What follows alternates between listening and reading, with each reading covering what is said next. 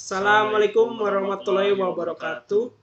Di sini kami akan mempresentasikan UAS PDT kelas AB. Di sini kami mengambil tema ekspedisi, sistem ekspedisi. Di sini kami terdiri dari dua kelompok. Rekan saya sendiri Alvar Mustafa Levi dengan NPM 217051027. Dan saya sendiri Prawira Flash Motor 4000 dengan NPM 21170511058. Sini ada syarat-syarat atau ketentuan mengenai UAS PDT.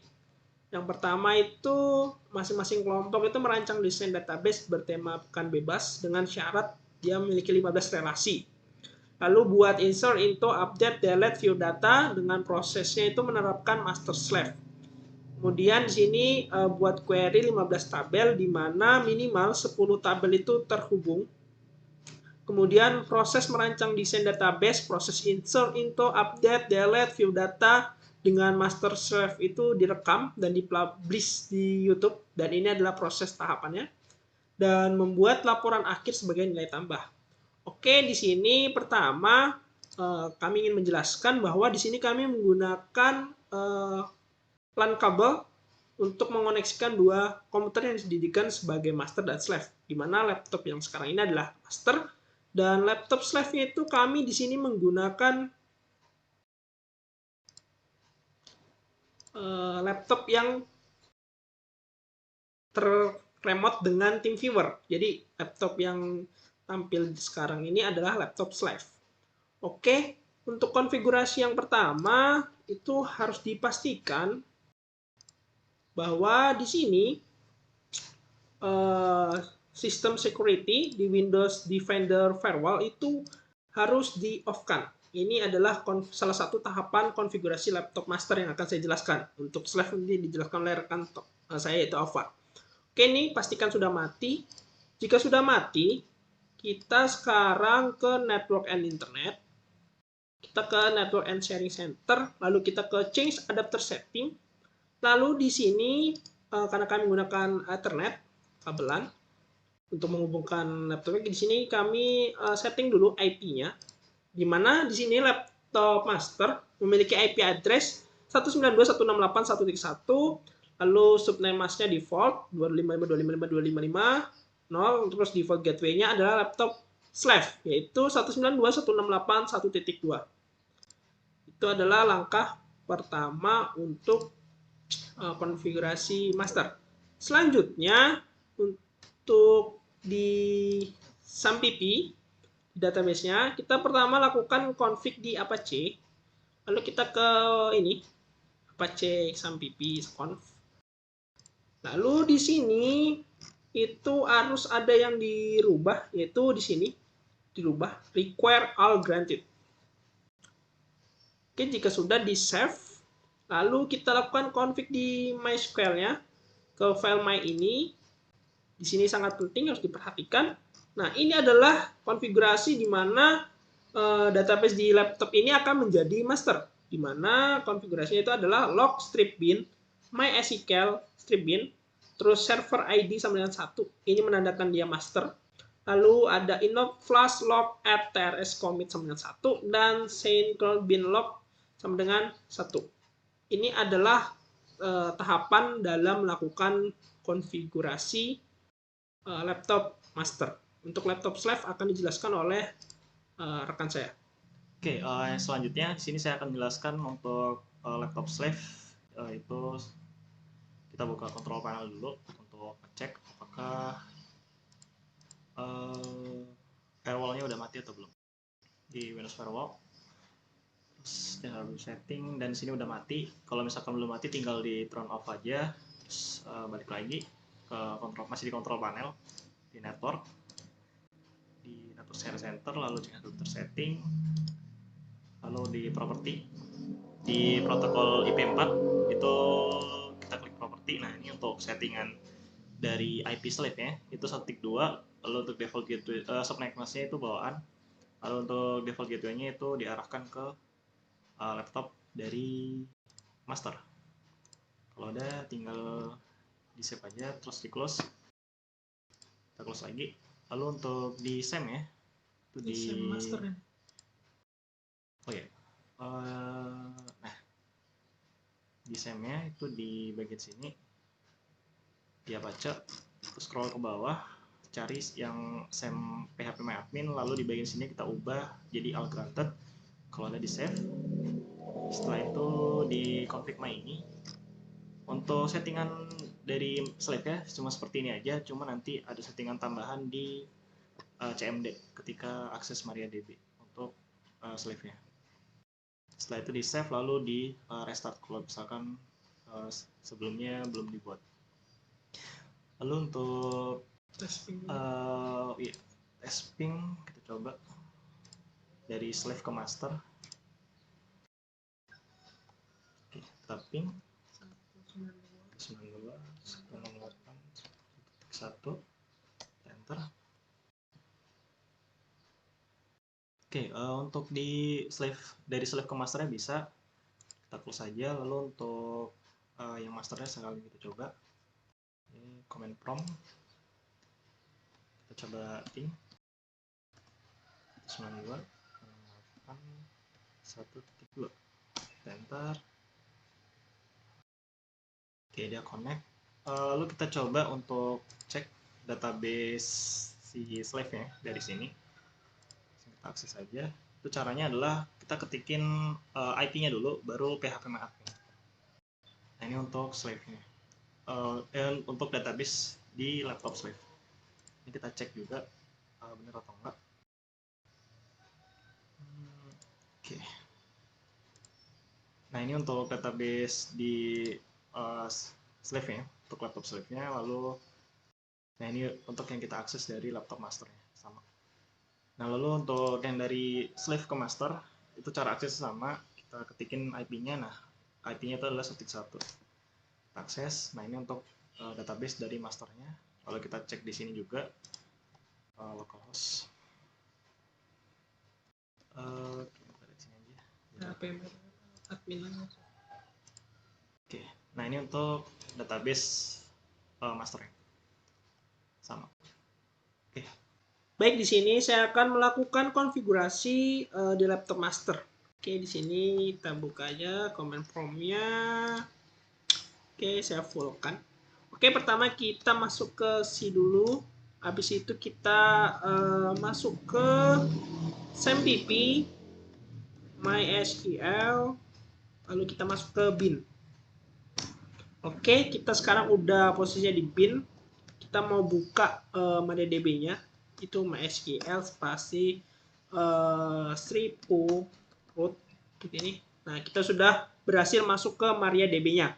Oke, di sini langsung aja kita melakukan konfigurasi masternya. Jadi laptop ini akan menjadi master. Itu caranya grant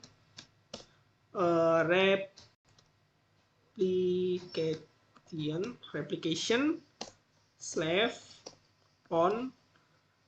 Sini kita pakai ini titik bintang. Lalu di sini kita tujukan dia usernya itu adalah master.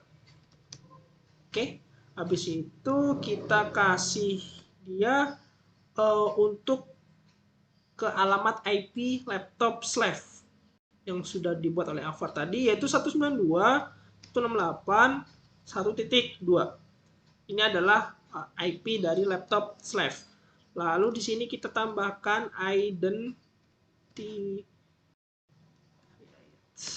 identified. Terus di sini by master. Di sini artinya by masternya adalah passwordnya itu master di master slave ini. Lalu jangan lupa titik komanya. Enter. Oke, query-nya berhasil di sini.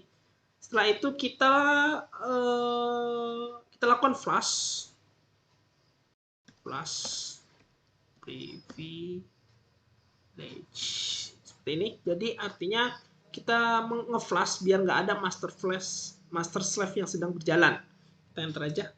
Oke, query-nya berhasil. Sekarang kita mau lihat show master status. Oke, ini adalah master statusnya. seperti ini. Untuk konfigurasi slave akan dilanjutkan oleh Alvar. Oke, yang selanjutnya di sini kita akan konfigurasi untuk slave-nya. Tuh, buka command prompt. Lalu kita change directory dengan cd. Ini capital semua. Oh, kurang slash. Oke. Lalu kita masuk ke folder SAM. Terus ke cd dulu, cd SAM. Lalu MySQL. Lalu bin. Setelah itu enter. Lalu kita masuk ke MariaDB dengan cara MySQL -o lalu root. Oke, kita udah masuk ke MariaDB-nya. Selanjutnya kita akan stop slave-nya dulu untuk memastikan nggak ada slave yang berjalan. Stop slave. Oke, berhasil. Setelah itu kita lakukan replikasi. Change replikasi. Change master to master host sama dengan, nah untuk IP-nya itu menggunakan IP dari slave-nya 8.1.2. Lalu kita koma dan dia ke bawah, lalu sini master user. Nah untuk usernya tadi yang dibuat adalah master, lalu koma lagi, setelah itu master password sama dengan, lalu untuk passwordnya juga sama tadi pakai master, lalu koma lagi, kita enter. Setelah itu master log underscore file sama dengan, nah untuk master log file ini kita lihat dulu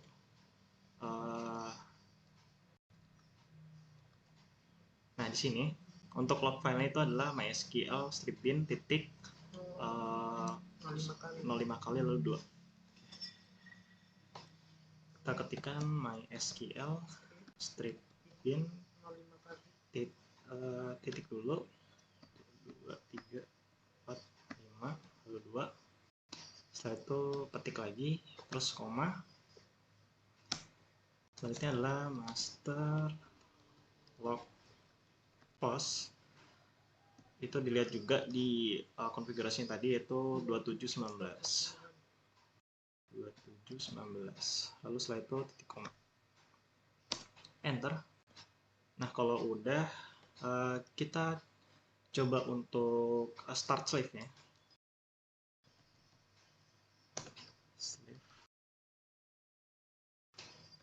Kita coba untuk start slave-nya. Oke, berhasil. Lalu kita coba untuk show slave status. Show slave status backslash g lalu titik koma. Kita enter. Nah kita cek apakah ada error atau enggak. Nah connecting to master berhasil. Kalau misalkan dia belum berhasil, itu kemungkinan ada si ID-nya, ya, si variable ID-nya itu sama dengan yang ada di level master. Oke, untuk konfigurasi slave cukup seperti ini aja. Lalu lanjut. Baik, di sini untuk selanjutnya kami akan membuat perancangan desain database, di mana di sini kami juga akan membuat tabelnya. Di sini kami sudah mencoba membuatnya. Di sini ada 15 tabel dan 10 relasi.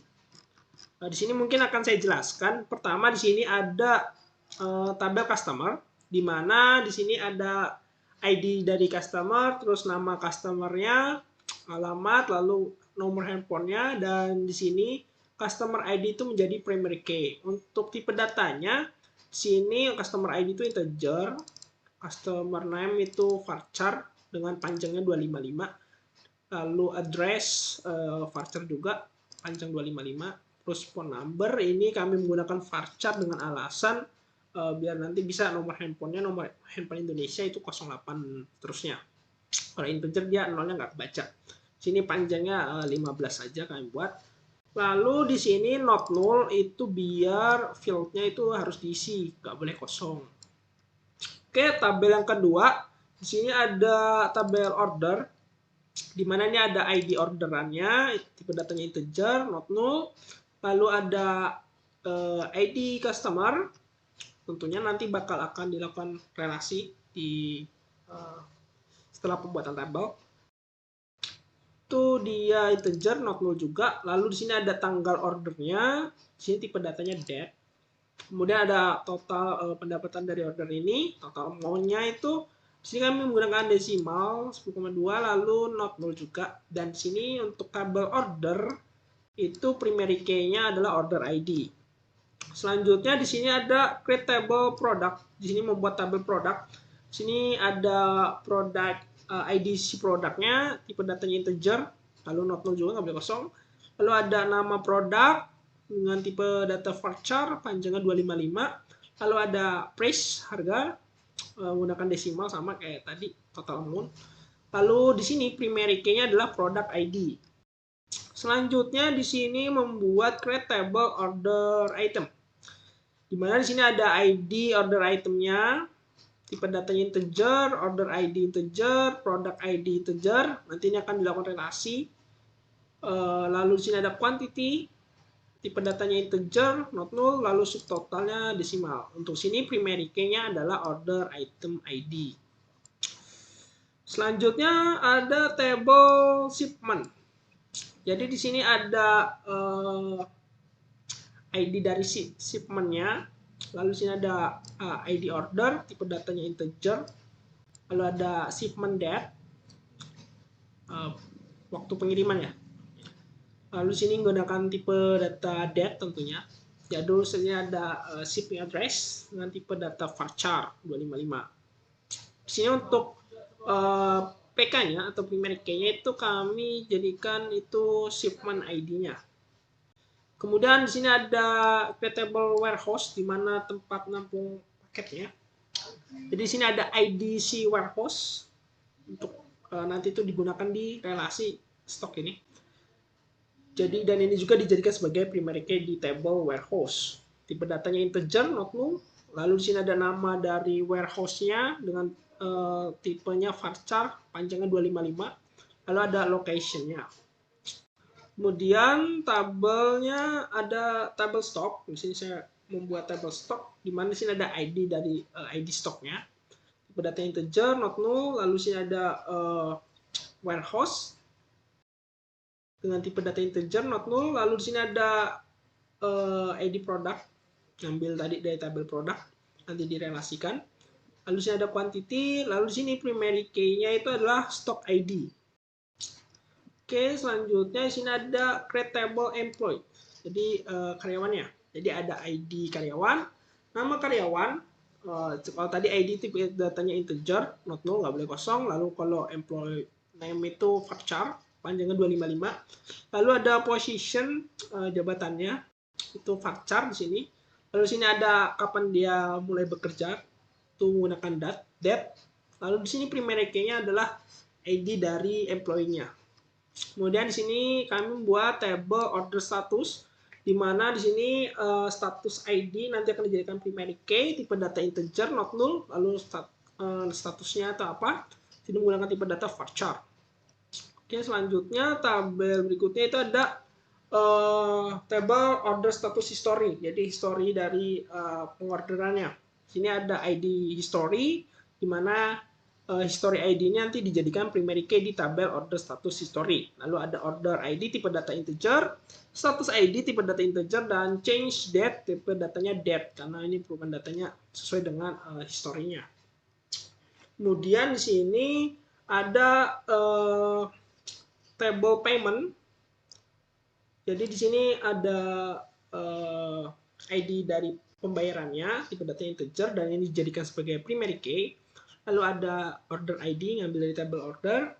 Kemudian ada payment date, tanggal pembayarannya di sini menggunakan tipe data date.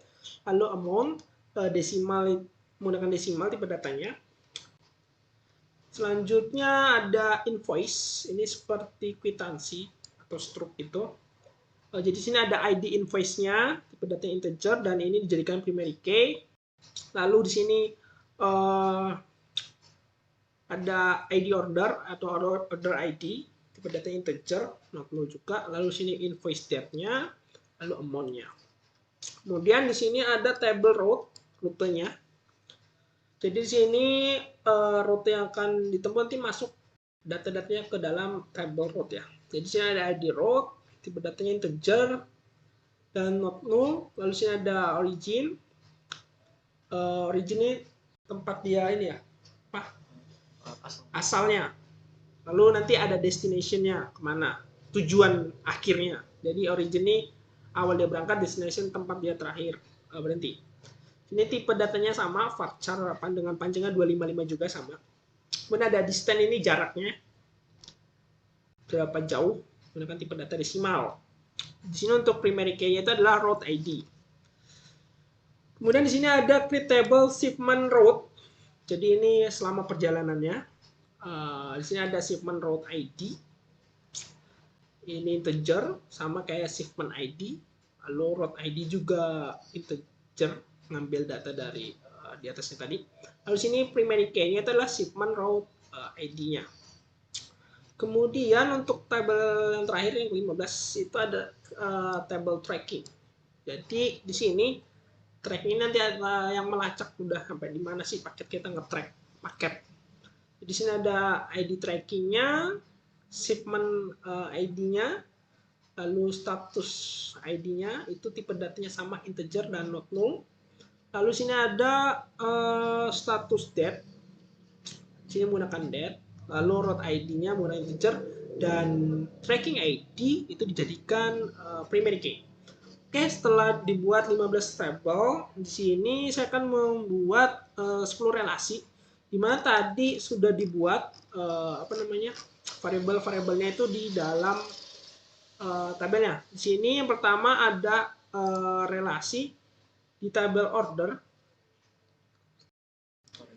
di mana si customer ID ini dijadikan sebagai foreign key, diambil dari tabel customer ID.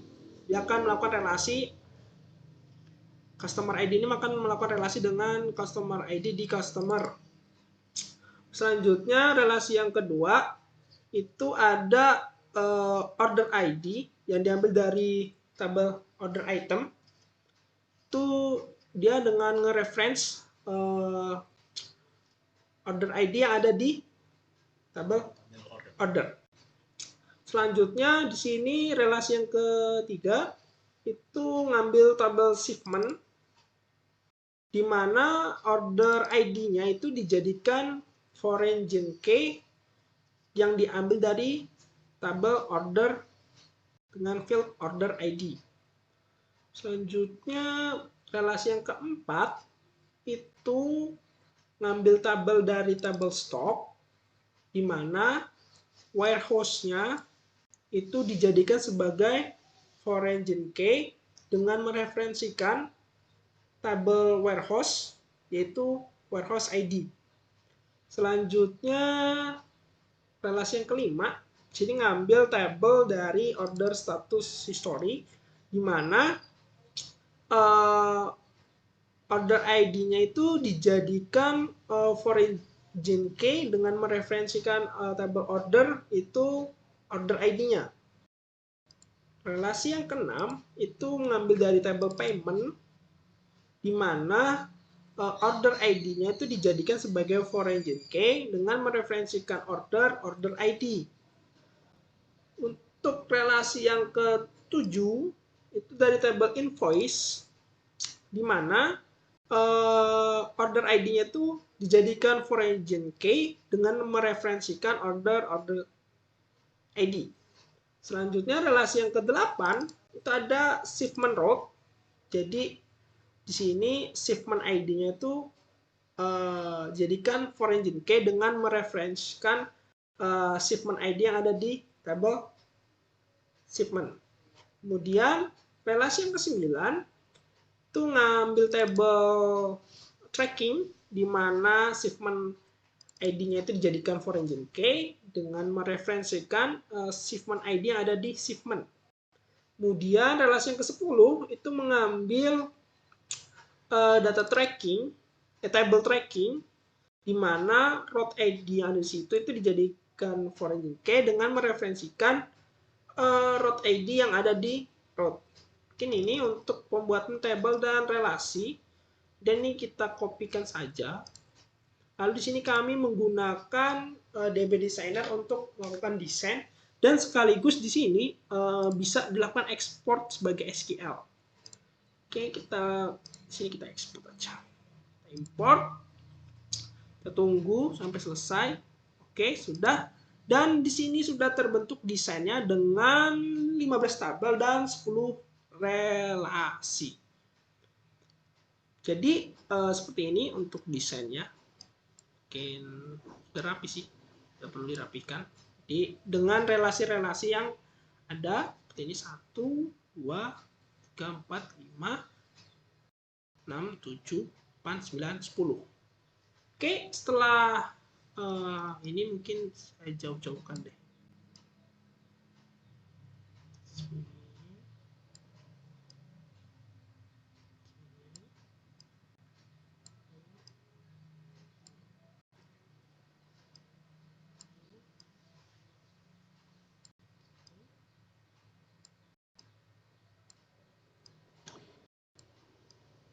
Oke, seperti ini. Oke, di sini bisa kita ekspor. Kita ekspor sebagai SQL. Kita generate SQL. Oke, di sini sudah terbentuk. Mungkin di sini kita langsung aja ke localhost di laptop master. Sini saya buat misalnya database-nya sistem ekspedisi. Kita create. Oke, sudah kebentuk database-nya. Sekarang kita bisa melakukan import di mana 15 tabel tadi yang sudah menggunakan query dan relasi yang sudah di-querykan juga itu dari desain desain DB itu bisa kita import di sini. Oke.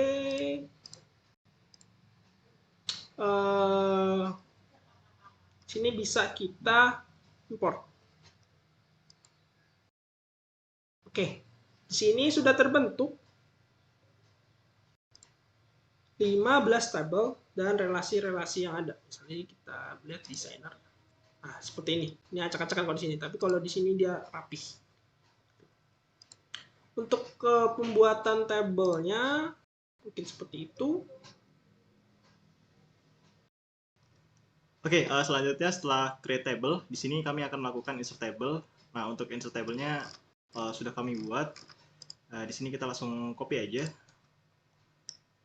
Kita ke SQL. Ini di server di PC masternya. Kalau kita paste, kita copy. Nah, setelah itu kita coba untuk lihat di server slave-nya, di PC slave-nya. Nah, ini udah muncul. Nah, misalkan nih di sini kita akan melakukan insert data untuk yang customer. Jadi kita insert data. Ini tadi yang udah itu udah 2. Oke, berarti 3 ya. Coba 3. Terus misalkan kita kasih nama UAS. Terus alamatnya Unila GIK misalkan gitu. Lalu untuk nomornya 08 2222. Lalu kita go. Kita lihat struktur. Nah, di sini browse udah muncul. Nah, kita dilihat di slide-nya. Oke, muncul. Nah, lalu untuk update data, sebenarnya kita tinggal klik aja gini biar cepet. Misalkan UAS PDT, terus enter. PDT, enter. Nah, udah. Lalu di sininya kita refresh. Nah, di sini terupdate juga. Lalu kalau misalkan kita delete data, ini kita delete. Oke. Lalu kita hapus. Oke, terhapus. Oke, mungkin untuk master slave dari insert data, update data, dan juga delete data seperti itu saja. Baik, di sini saya akan mempraktekkan di mana apapun yang dilakukan oleh si laptop slave, dia tidak akan merubah apapun yang ada di laptop master. Ini kita kembalikan ke sini, misalnya ini adalah komputer slave ya. Misalnya di sini kita ke employee. Nah, di sini kan ini laptop si master. Kita lihat, sama ya Mas Yan. Nah, di sini misalnya saya ingin melakukan apa namanya? Tambah data dulu deh misalnya. Insert di mana di sini kita insert into dari employee tabelnya. Ya, tabelnya. Lalu di sini misalnya saya tambahkan oh ya. Ini untuk employee ID-nya, value-nya saya ubah misalnya di sini menjadi 3. Lalu di sini itu adalah name-nya, misalnya UAS PDT. Nah, habis itu di sini position-nya misalnya di sini adalah sebagai mata kuliah. Habis itu hair date-nya ini harus sesuai dengan date karena tipe datanya date 2023 sana 06 strip 06. Nah, kita seperti ini, kita go ini di laptop slave ya. Kita lihat. Nah, di sini dia akan muncul di laptop slave. Jika kita ubah laptop master, ya IP-nya satu. Kita refresh. Dia tidak akan bertambah apapun. Karena tadi kita menambahkannya di laptop slave. Oke, misalnya di sini selanjutnya saya akan lakukan misalnya update ya. Untuk update ini kita misalnya di sini ya, ini yang laptop slave ya. Saya mau ngelakuin update ID 1 nih misalnya. Jadi sini kita update dari table employee, kita set di mana ini nanti kita jadikan where-nya, where ini sama dengan 1.